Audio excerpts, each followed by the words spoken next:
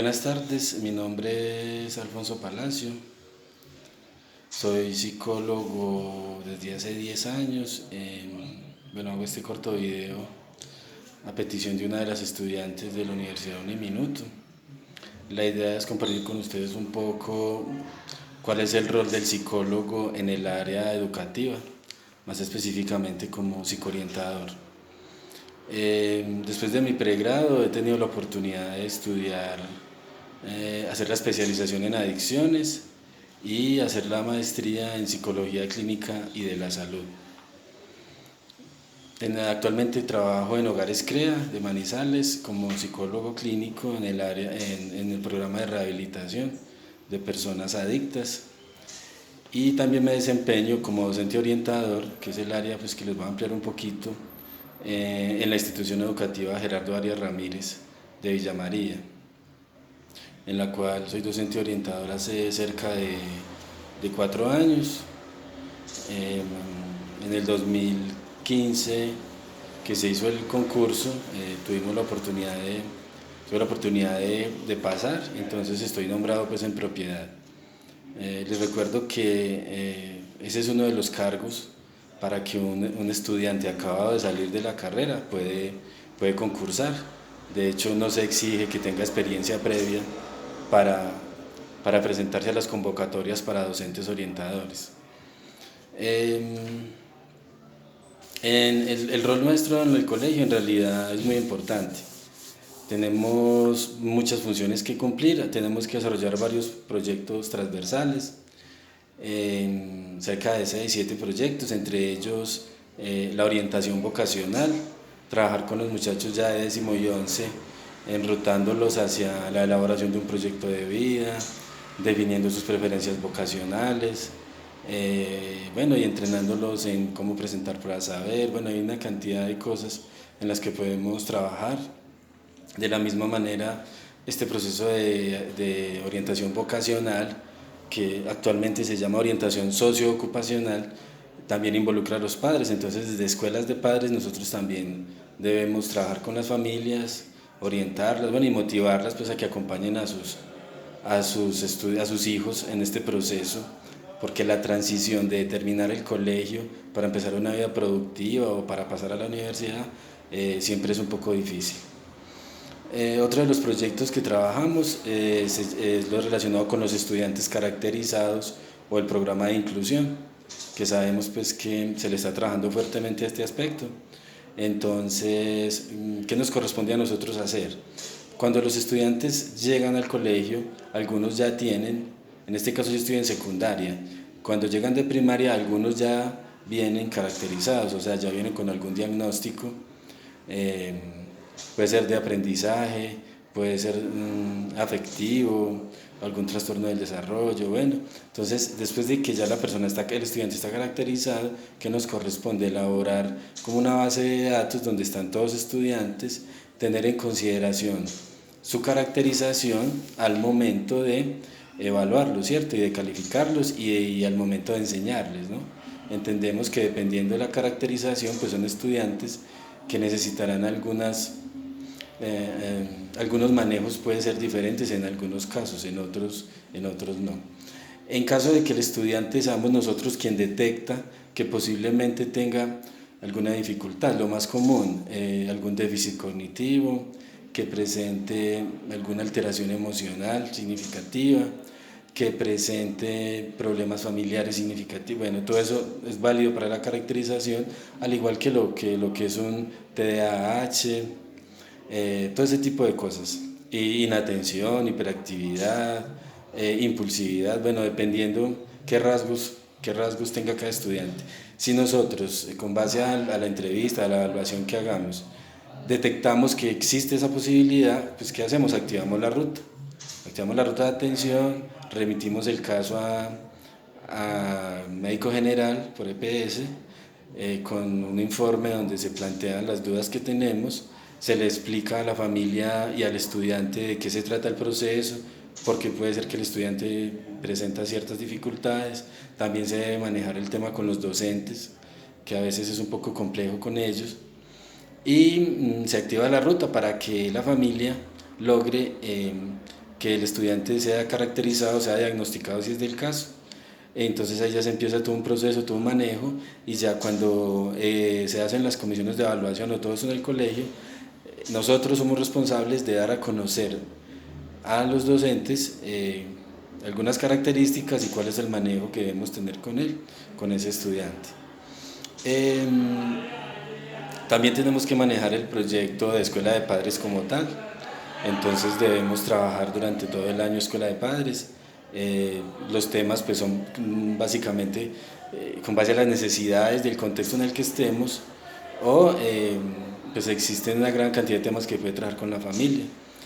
Entonces ese programa también nos corresponde direccionarlo a nosotros. O para todos los programas que les voy a decir podemos buscar apoyos externos también, ¿cierto? Personas que vayan al colegio y trabajen con las familias, con los estudiantes, pero pues nosotros somos como ese medio para llevar más personas. El otro proyecto se relaciona con educación sexual, todo lo que implica pues la educación sexual, el cuidado del cuerpo, respeto por sí mismo, bueno, manejo de autoestima, todo ese tipo de cosas. Ahí también es muy importante apoyarnos en las secretarías de salud, en los hospitales pues del municipio y en personas profesionales de la salud que nos puedan brindar asesoría en algunos temas que de pronto nosotros no manejemos. También tenemos que manejar el proyecto de prevención del consumo de sustancias psicoactivas, que desafortunadamente es algo muy generalizado en los colegios. Entonces, en este tema, aunque los colegios tienen ciertos procesos de convivencia en los que incluso un estudiante que consuma puede ser suspendido pues definitivamente, no, en el momento en que se detectan casos de consumo, también hay que activar una ruta de atención, hay que hacer acompañamiento al estudiante, o sea, pensar en desescolarizarlo es como la última opción. Entonces también tenemos que trabajar mucho en ese proceso de prevención del consumo y de manejo del consumo en estudiantes pues que ya se detecte el consumo.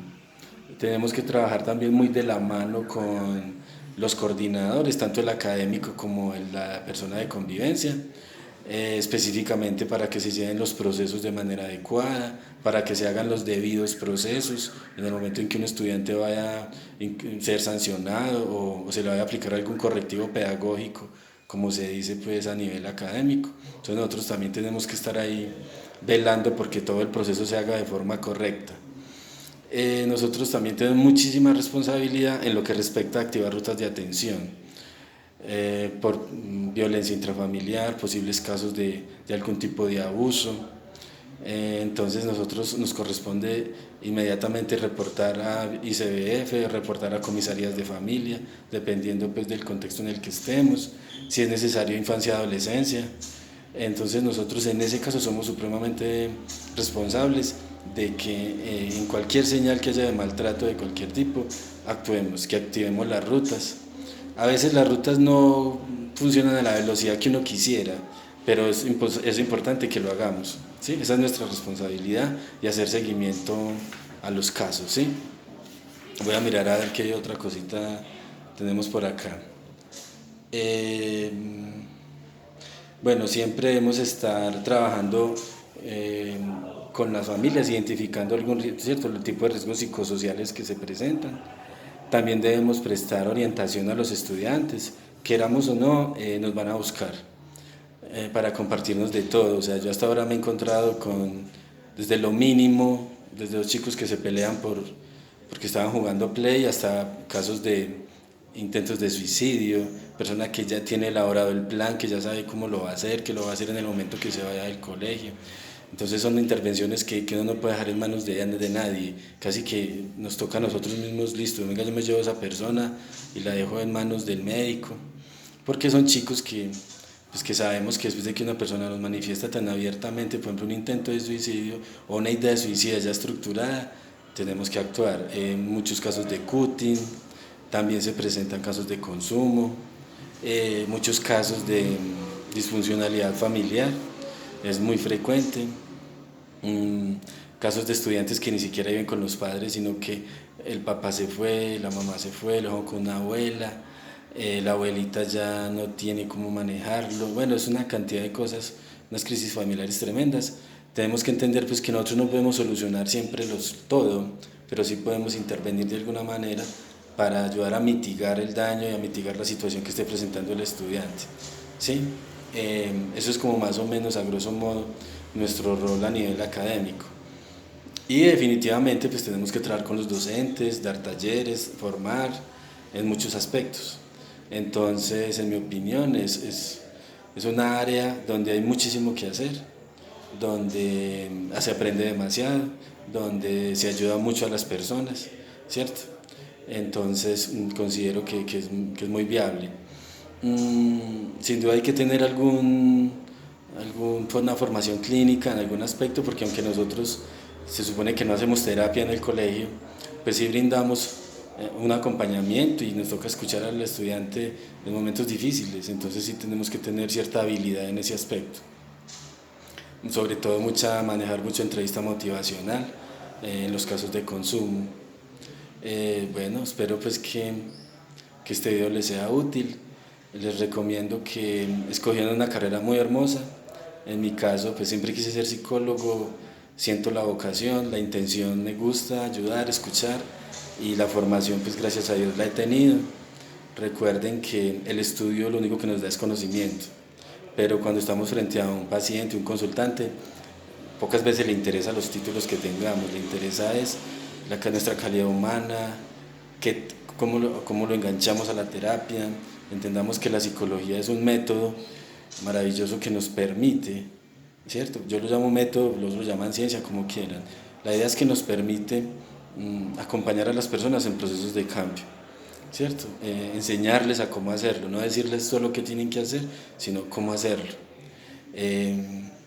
Ojalá que sientan la vocación, porque si no tienen la vocación, créanme que es difícil poder trabajar con otras personas si yo no tengo la vocación para trabajar con ellos. Es una carrera maravillosa y bueno, espero pues que si en algún momento necesitan alguna asesoría o les puedo colaborar en otra cosa, con mucho gusto. Les recuerdo mi nombre, Alfonso Palacio, por si no lo había dicho al principio. Muchísimas gracias.